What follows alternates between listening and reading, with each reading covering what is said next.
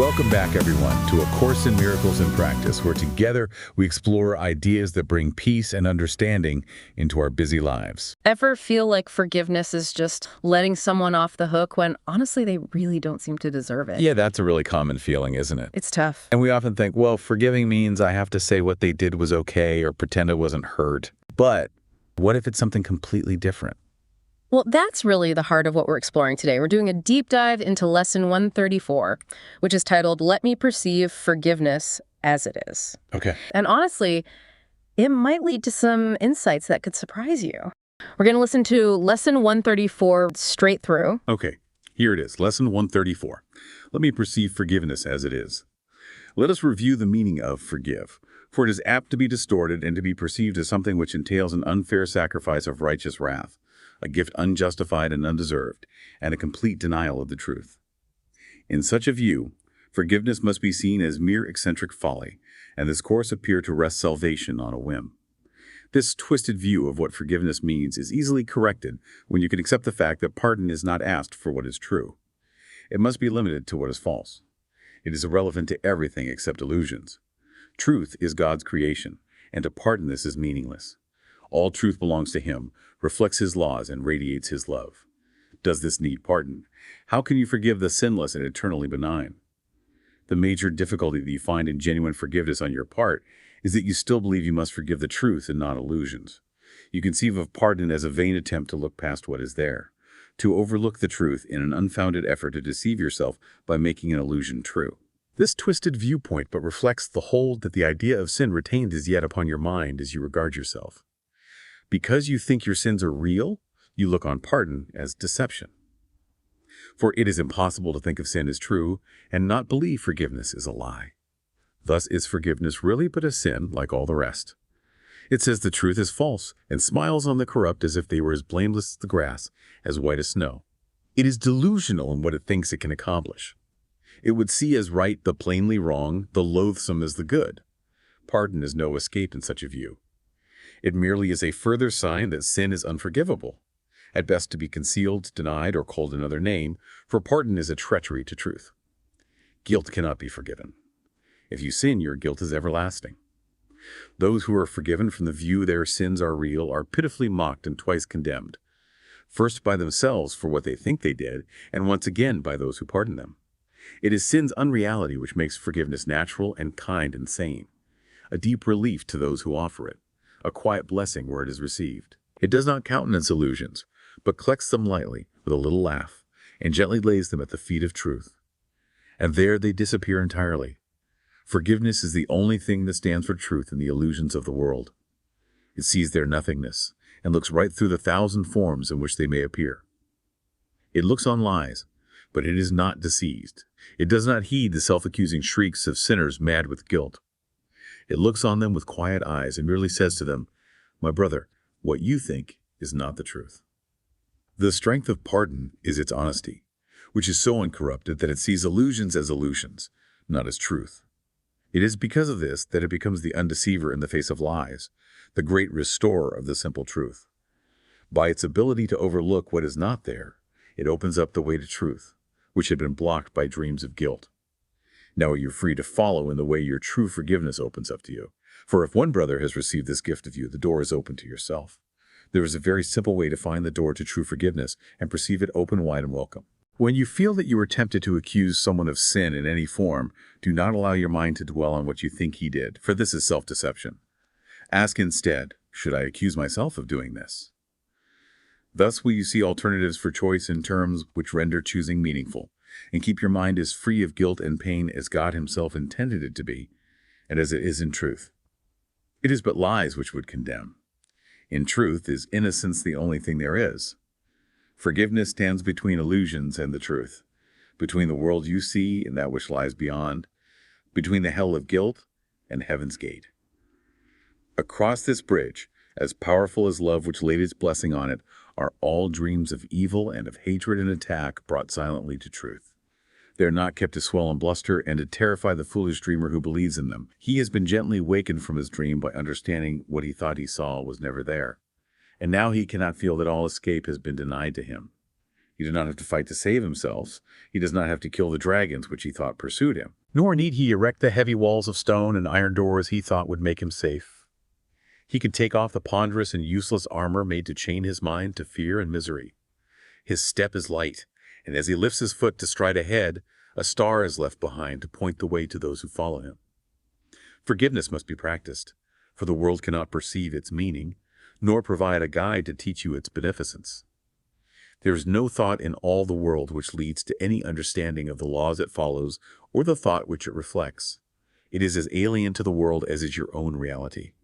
And yet it joins your mind with the reality in you. Today we practice true forgiveness, that the time of joining be no more delayed, for we would meet with our reality in freedom and in peace. Our practicing becomes the footsteps lighting up the way for all our brothers, who will follow us to the reality we share with them. That this may be accomplished, let us give a quarter of an hour twice today and spend it with a guide who understands the meaning of forgiveness and was sent to us to teach it. Let us ask of him, let me perceive forgiveness as it is. Then choose one brother as he will direct and catalog his sins, as one by one they cross your mind. Be certain not to dwell on any one of them, but realize that you are using his offenses, but to save the world from all ideas of sin. Briefly consider all the evil things you thought of him, and each time ask yourself, would I condemn myself for doing this? Let him be freed from all the thoughts you had of sin in him. And now you are prepared for freedom.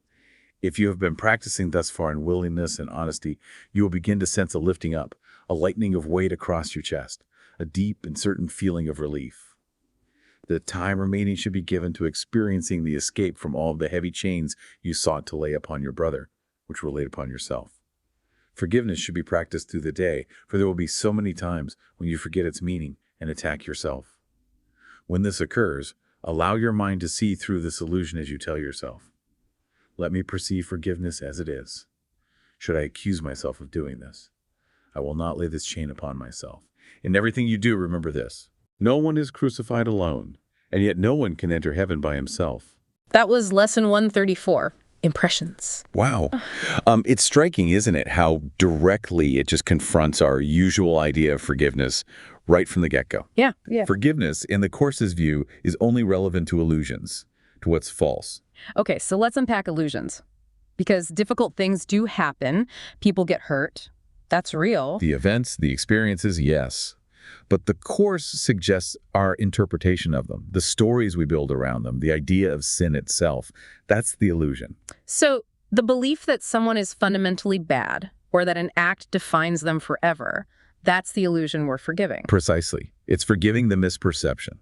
The Course says our main difficulty is we keep trying to forgive the truth, the sin we believe is real, instead of recognizing it as an illusion in the first place.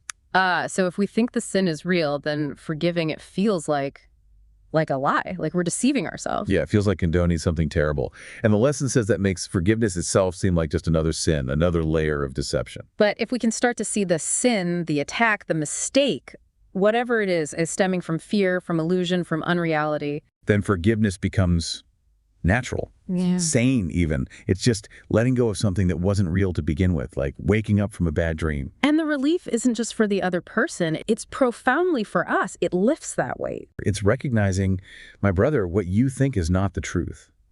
That connects to that really pointed question the lesson gives us. Yes. Should I accuse myself of doing this? Right. At first glance, it seems like, wait, they did the thing. Why am I asking about myself? But it's a way to cut through the judgment, isn't it? It forces us to look inwards.